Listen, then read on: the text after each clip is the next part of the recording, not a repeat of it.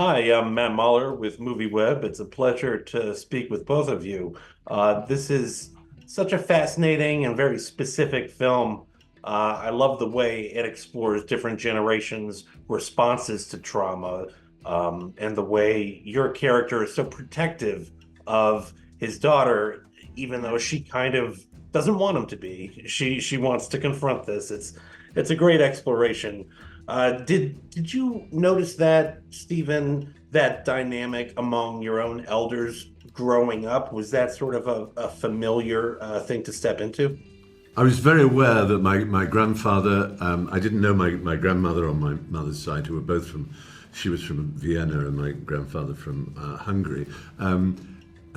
He never spoke about history, just occasional things like, if you never saw Prague between the wars, you never saw civilization or something. Or he would say completely incomprehensible things about countries or kingdoms that one had never. He was a typical Pomeranian, or something like that. And I had no idea or Ruthenians, they're all the same.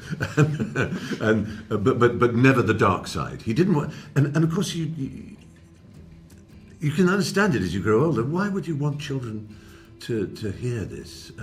You think later, and the later keeps being put off. And that's the same with Edic and Ruth, I think. She's in New York, he's enjoying freedom. Why would he want to look backwards? And then when she goes to Poland, as he says at one point, the actual line is, "You have no idea." She reads the facts of the Holocaust in the book, but understanding human evil and understanding, for him, the fear of what it was like is so apparent, and the fact that people he once trusted turned against him, and he found himself in the situation he did. But he needs to learn that actually she's big enough to understand it, and his fear of looking at the past is actually not helpful. He needs to be released from it, perhaps. I think, if you agree. Yeah. Yeah, beautiful. And Stephen, you're great in this. I saw a featurette, Julia, where Stephen was saying, explaining the challenges of your learning Polish phrases, things like that. He did great, but were you ever thinking of a Polish actor, or why did you go with Stephen ultimately? Because of the personal connection, definitely. I saw Stephen Fry's YouTube documentary where you are actually doing Ruth's trip. Yes, I did. Very similar. I think there's an American, I can't remember what the American series is called, but the original that the American is based on is called Who Do You Think You Are, for the BBC, which is, as you say, available on YouTube. And so I saw these YouTube clips with Stephen at a Jewish cemetery in front of a house, traveling through Eastern Europe.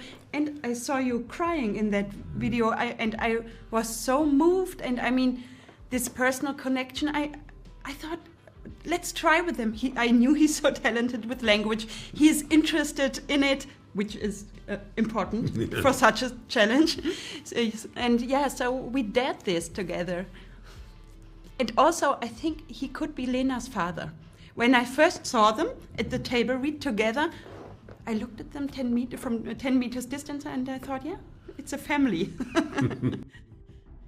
Yeah, I could see that too. I kept thinking they're a very huggable pair.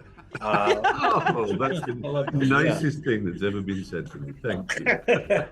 Well, there's so much more I could ask. Put that in your review so I can put it on the poster. A huggable pair. I love that. I want to use it. Sorry. Pretty huggable yourself. That's pretty much my time. I really appreciate you discussing this. After those EU parliamentary elections, it's important with memory so much more. People forget what happens when you vote certain ways. And in Germany, it was the 16 years old who were first time allowed to vote, who voted for AfD. Yeah. It's the most horrible night that is behind us. Yeah. It's a testament to the necessity of memory. So thank you very much. I appreciate it. Thank you. Have a good day.